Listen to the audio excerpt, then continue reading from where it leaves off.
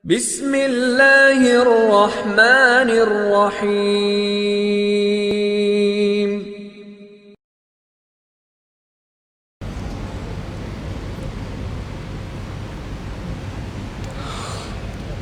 Assalamualaikum.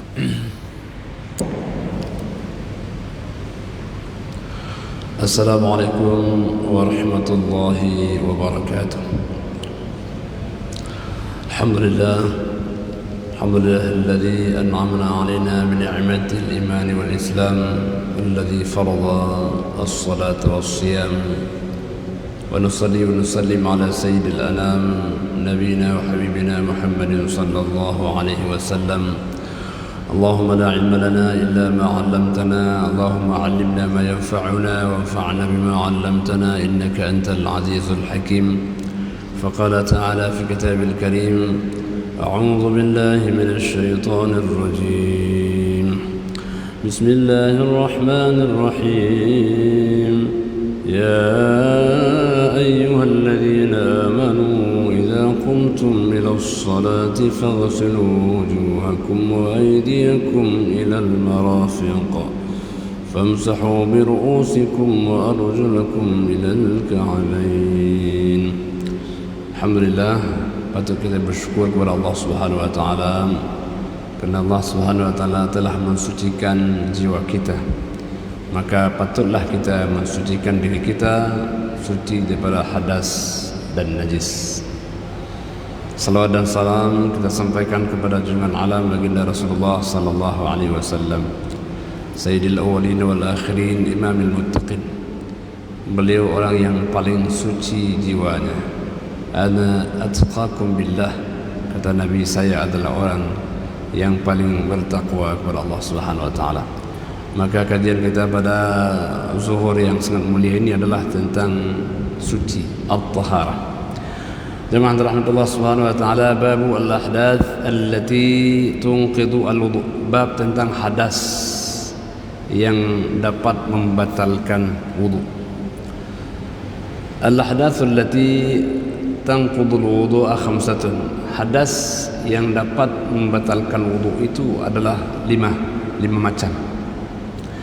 Yang pertama adalah al-khariju minas sabilain, sesuatu yang keluar dari dua jalur, al-qubur dan dubur. Apapun keluar ia, baik benda suci atau benda najis, ketika dia keluar dari dua jalur ini maka menyebabkan kita berhadas.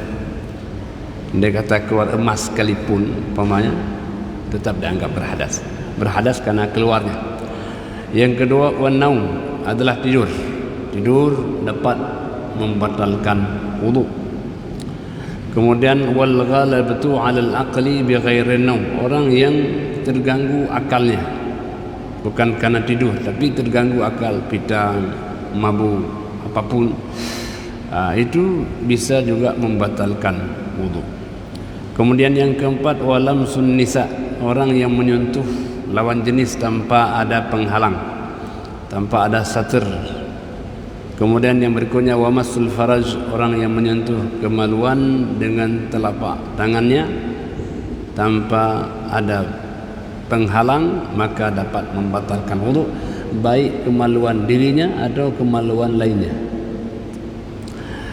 Fa amal kharij min as-sabilain, adapun yang batal karena dua jalur, qubul dan dubur, yang keluar dari dua jalur, ya, yang qudul wudu'a, dia membatalkan wudu, liqaulihi ta'ala, dasarnya adalah firman Allah Subhanahu wa ta'ala, "Wa jaa'a ahadun minkum minal ghaid", atau orang yang datang daripada toilet.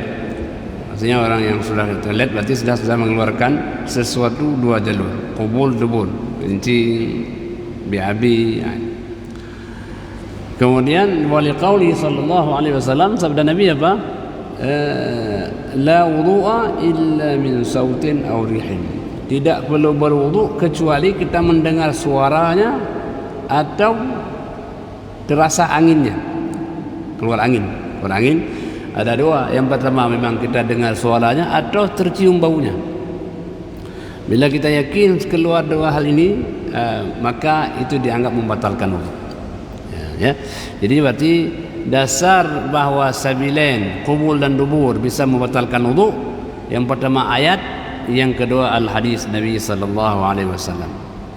Maka kajian filosofinya adalah kenapa ketika keluar dari dua jalur yang dia basuh adalah tempat yang lain. Ini mungkin perlu satu penelitian. Ya, jadi jemaah rahmatullah, ini memang suatu perintah agama tapi tak lepas pada pendekatan ilmiahnya. Ya, kalau orang yang mendekati ilmiah, kita batal karena keluar dari qubul dan dubur tapi diperintahkan berwudu. Nah, ini tentu ada filosofinya, ada kajian saintifiknya. Jemaah rahmati Allah Subhanahu wa taala, maka dalam ayat ini yang kita bacakan tadi, idza qumtum minas shalah, bila kamu bangun untuk salat. Bangun dari mana? Bangun dari tidur, bangun dari qada hajat, bangun dari setelah menyentuh perempuan. Maka bila kamu dari sana atau dengan keadaan tidak berwudu atau berhadas, maka Allah mengatakan faghsilu wujuhakum, maka basuhlah wajahmu. Al-ghuslu isalul ma. Jadi makna basuh adalah membawa air, mengalirkan air di atas wajah kita. Wa aydiyakum, dan tangan kita. Punya wajah dan tangan ini menjadi simbol kehidupan. Orang kalau wajahnya berseri, tangannya kuat, jadi orang kaya. Maka dibasuhkan wajahnya. Kemudian lagi wamsahu birusukum, dan usaplah kepalamu karena sentral. Orang kalau kepalanya segar, badannya sehat. Ya. Wa arjulakum, dan kaki sebagai penggerak, dia sebagai motor, dia adalah alat transportasi, mesti bersih. Bayangkan pikiran yang bersih diangkat oleh alat transport yang bersih untuk mencapai tujuan. Maka oleh karena itu tidak salah orang kalau belajar berwudu, kalau diskusi berwudu, karena dia alat pengantar kepada kesucian. Orang-orang dahulu kalau mau apapun, belajar, makan, minum, tidak salah berwudu karena dia adalah sebagai alat pengantar kepada kesucian. Jadi oleh karena itu kita harus senang menjadi ibadah berwudu. Wudu tidak mesti salat, tapi salat harus wudu. Itu harus kita catat loh. Wudu tidak mesti kita lagi ada di depan air berwudulah, karena wudu adalah ibadah. Tidak salat boleh, itu ibadah. Wudu adalah ibadah. Inilah ibadah yang dipraktikkan oleh Bilal bin Rabah. Setelah beliau masuk Islam, apa ibadahnya? Ibadahnya sering berwudu. Jadi oleh karena itu jemaah rahmatullah, ibadah ini boleh kita biasakan dalam kehidupan. Kalau mau tidur berwudu, mau apapun kegiatan berwudulah. Ya, sucikan luar, nanti insyaallah dalam akan suci bersamanya. Ya, kita bersihkan luar dulu, insyaallah dalam akan suci bersamanya. Kemudian wa in kuntum junuban fatahharu, kalau kamu junub apa? Junub artinya sesuatu yang menjauhkan engkau dari Allah. Maka jambi, jauh. Janaba itu artinya jauh. Seakan-akan kalau kita berjunub, kita enggak bisa berinteraksi dekat dengan Allah. Bagaimana caranya supaya dekat kembali? Faghsilu, maka hendaklah engkau mandi, ya. Fatahhar, maka bersucilah. Wa in kuntum marda wa ala safarin falam tajidu ma'an fatayammamu sa'idan thayyiban. Kalau kamu sakit tak bisa menggunakan air, atau kamu musafir yang tidak ada air, macam mana caranya? Maka fatayammamu, bertayamumlah. Suci harus. Andai kata pun tidak ada air, maka debu adalah solusinya. Tidak boleh orang tak suci. Kalaupun air tak ada, maka debu adalah solusinya.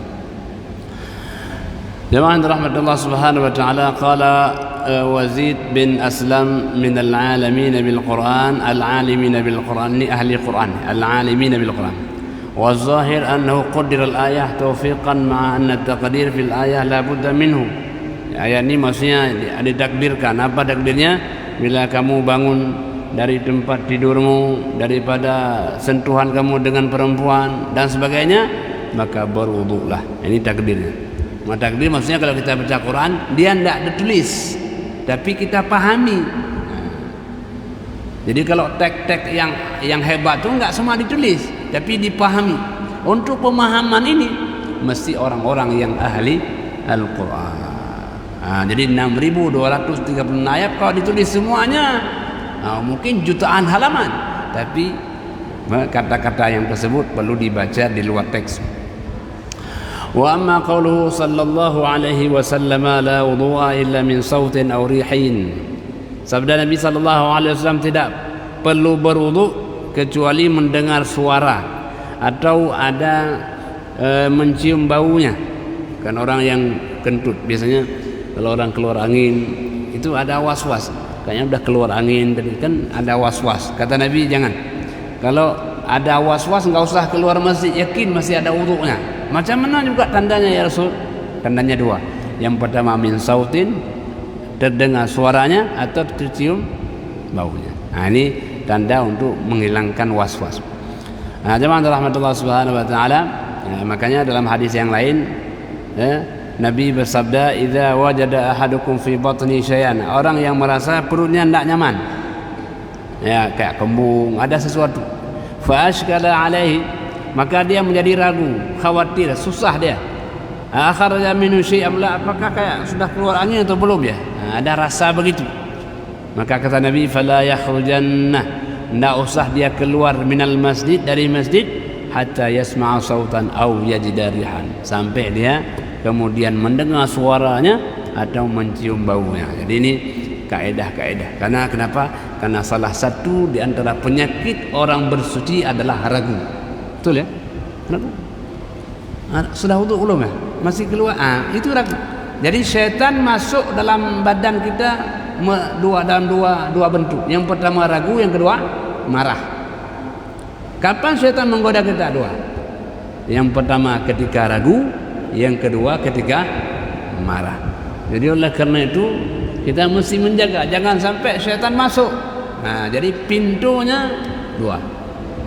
Makanya kalau sudah ragu-ragu maka hendaklah kita bangun di atas keyakinan. Maka ulama membuat kaidah al-aslu baqa'u ma kana ala ma kana, sesuatu kembali ke dasar. Dari rumah tadi sudah berwudu sampai ke masih ragu, penting awal kita wudu, maka wudu tetap ada selama kita ragu hilang. Kayaknya sudah hilang, kayaknya enggak dipakai. Kenapa? Karena dasarnya yakin. Keyakinan al-yaqinu la yuzalu bisyak. Yakin tidak boleh digoyang oleh keraguan. Kalau kita yakin masih wudu, ragu nanti keluar angin, maka hilangkan keraguan. Fal yabni 'alal yaqin. Bangunlah di atas keyakinan. Untuk apa? Karena keyakinan ini menghadirkan ketenangan. Al-yaqin tatma'in. Jadi yakin ini membangun ketenangan. Orang kalau tidak yakin hilang ketenangannya. Orang meninggal itu yakin tak? Kalau yakin dia tenang. Tapi kalau dia ragu, macam mana ni? Itu dia tidak tenang. Maka Allah hadirkan malaikat untuk membangun ketenangan dia, keyakinan dia. Maka jemaah rahmati Allah, itu poin yang pertama, bahwa Allah berikan jalan agar kita yakin. Wa ma'na yajid rihan ya'lamuhu wa yatahaqqaq khuruju. Jadi makna dia mendapatkan anginnya artinya apa? Dia yakin, dia dapat pastikan bahwa keluar kentut. Tidak mesti walaysa murad yashumuhu, bukan batu haus menciumnya enggak. Itu apa kita cium kentut? Enggak usah. Tapi kita yakin, pastikan, mutahaqqaq, terwujud bahwa keluar angin. Ya. Jadi ini maknanya. Jemaah rahmatullah subhanahu wa ta'ala, ini Imam Nawawi menjelaskan detail. Fal khariju min qubul ar-rajul wal mar'ah aw duburuhuma yang qudul wudu. Adapun keluar dari qubul depan, dubur belakang, baik laki-laki atau perempuan, apapun yang keluar maka dapat membatalkan wudu. Apapun yang keluar. Tadi termakan apa gitu? Delima keluar, batal. Yang najis bukan yang membuat itu, bukan delimanya, tapi keluarnya itu keluar. Jadi apapun yang keluar, ketelan kelereng keluar, batal nggak? batal. Karena keluarnya itu membuat dia batal wudu. Ini jemaah rahmat. Kata beliau, sawaun kana ghaitan, baik yang keluar itu biabi, au baulan, kencingkah, rihan, anginkah, dudan, keluar cacingan keluar, kan? Au qaihan ataupun muntah, au daman atau darah, au husatan atau kerikil, atau lain-lainnya, wala farqa baina dzalika bainan nadir wa al-mu'tad, baik sesuatu yang biasa keluar atau sesuatu yang aneh. Apa ni? Pokoknya keluar batal wudu, apapun yang keluar. Nah, ini jemaah rahmatillah. Kemudian wala farqa fil khuruji ar-rihi baina qubul mar'ah war rajul wa duburihima. Jadi tidak ada beda keluar angin. Depan belakang keluar angin, laki-laki perempuan itu bisa membatalkan wudu. Angin bukan hanya keluar dari belakang, tapi juga ada dari depan. Tidak pernah keluar depan. Rasakan keluarannya. Jadi itu dimanapun dia keluar, dia batalkan wudu. Nassa alaihi Syafi'i fi rahimahullah fil demikian sebut Imam Syafi'i dalam kitab al-Um. Sebut beliau dalam kitab al-Um. Qala ashabuna wa yatasawwar khurujur rih min qubul ar-rajul idza kana adar wa huwa adimul khasain wa kullu hadha muttafaq. Jadi keluar pada bunderan. Jadi kita kubulnya ada bunderan keluar, maka itu membatalkan. Jadi kitab ini ditulis dengan penelitian, diteliti bagaimana bentuk dan sebagainya, baru beliau menyampaikan kepada kita. Wala yastasna minal kharij illa syai' wahid. Tidak ada pengecualian barang yang keluar kecuali satu. Apa satu? Wa huwa al-mani. Kecuali mani. Mani batal wudu enggak? Tetapi dia wajib mandi. Dia tak batal wudu tapi wajib mandi. Jadi macam mana Pak? Ya mandi dulu. Jadi kalau dia Pak, mani najis enggak? Kenapa enggak? Kalau ia najis, maka najislah manusia. Kan enggak? Dia enggak bernajis. Tapi kalau dia keluar wajib mandi. Apakah keluar dengan sengaja, tak sengaja, dengan bermimpi, pokoknya kalau ia keluar mestilah wajib mandi. Jemaah rahmati Allah Subhanahu wa taala, qalu lianna al-kharij al-wahid la yujib taharatain. Karena ketika dia keluar tak mungkin dua bersuci.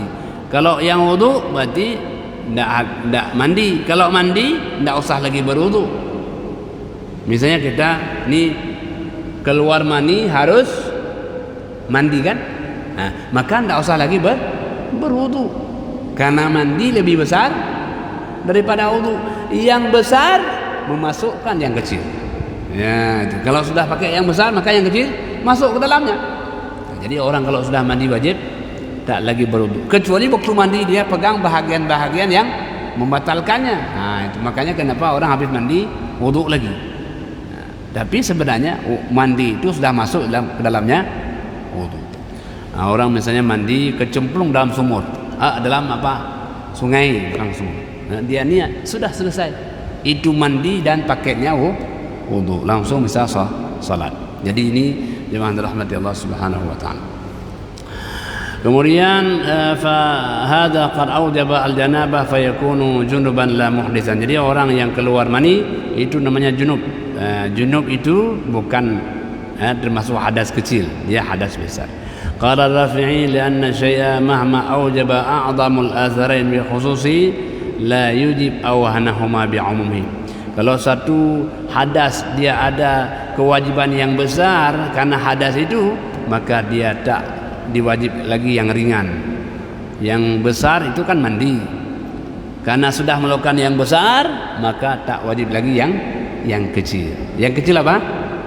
Berwudu. Jadi karena dia sudah melakukan yang besar, maka yang zina al-muhsan, seperti zina orang yang muhsan, zina orang yang sudah kawin. Dah kawin berzina. Kan? Yujib a'dhamul haddain duna akhaffahuma, maka dia ditegakkan hukum yang berat. sehingga hukum yang ringan masuk ke dalamnya. Jadi itu kaedahnya. Wa haka jama'atun minhum sahibu al-bayan 'an al-qadhi Abu Thaib annahu yanqadi al-wudu'u fayakunu junuban muhditsan. Ada juga mengatakan kalau keluar mani dia dianggap dua. Dia junub, ya hadas kecil juga, dua-dua. Ada pendapat dia junub, ya hadas kecil, ya. Maka kata sebahagian, untuk apa kita bilang hadas kecil lagi? Kenapa? Ketika dia mandi wajib otomatis hilang hadas kecilnya, ya kan? Orang kalau mandi wajib karena hadas besar, otomatis hilang hadas kecilnya. Jadi tidak perlu lagi disebut hadas kecil. Kalau demikian, apa faedah kita sebut ada hadas besar, ada hadas kecil? Wa qad wafaqa al-qadhi Abu Thaib al-jumhura fi ta'liqih. Abu Thaib ini sepakat dengan jumhur yang mengatakan fi masalah man wajaba alaihi wudu'un wa ghuslun, tentang siapa orang yang wajib wudu dan siapa orang yang wajib mandi. Annahu yakuna junuban la muhditsan, bahwa orang yang keluar mani itu orang yang berjunub, bukan orang yang berhadas kecil. Wa hunaka dzukir an jumhur al-masalah. Jadi Abu Thaib jumhur mengatakan sepakat orang yang keluar mani itu adalah orang yang junub, bukan orang yang berhadas kecil. Jadi keluar mani ini termasuk junub. Maka oleh karena itu orang yang berpuasa, bila dia keluar mani karena usahanya, batal puasanya. Dengan onani dan sebagainya, batal puasanya. Tapi keluar dia dengan tanpa usahanya, maka tidaklah batal puasanya. Sedikit lagi jemaah rahmatullah subhanahu wa ta'ala, wala yaghtaru bi ta'mil imma al-qawl fi anna al-kharij min as-sabilaini yanqudul wudu. Jadi maksudnya kita tidak memberikan satu mentamimkan bahwa semua yang keluar daripada dua jalur itu membatalkan wudu. Ya, tapi ada pengecualian. Kecuali apa? Mani. Semua yang keluar dari dua jalur itu batal wudu kecuali mani. Kalau mani, dia bukan hadas kecil tapi hadas besar. Fa inna hadha zahirun yu'ayyidu tasrihahu fi tasrih janabah al-mufradah 'an al-hadas 'ala anna man anzala bi mujarrad nadar fa huwa junubun ghairu muhdits. Karena apa? Karena mereka mengatakan bahwa orang kalau keluar mani walaupun dia bukan onani, tapi karena mujarrad nadar, dia melihat sesuatu kemudian syahwatnya keluar mani, itu masuk junub enggak? Masuk junub. Sengajakah tak sengaja, sekedar keluar maka dia menjadi junub. Ya. Wa amma adillah al-intiqad bi kulli kharij min sabilani ghilmani fa kulluhuma sahihah. Jadi dalil yang kita sebut tadi bahwa semua yang keluar dari kubul, dubur, depan, belakang selain mani itu dalil yang sahih dari Nabi sallallahu alaihi wasallam. Wa ammal ghaid, adapun BAB, dalilnya adalah nasul kitab dari Al-Quran, was sunnah hadis, wal ijma' dan sepakat ulama.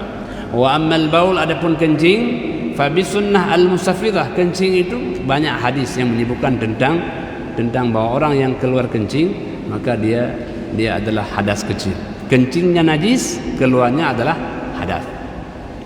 Kencing najis, keluarnya hadas. Harus dibedakan antara mana yang hadas, mana yang najis. Kalau nak kada kencing, kita harus mengalirkan air, tapi keluarnya menyebabkan kita harus berwudu.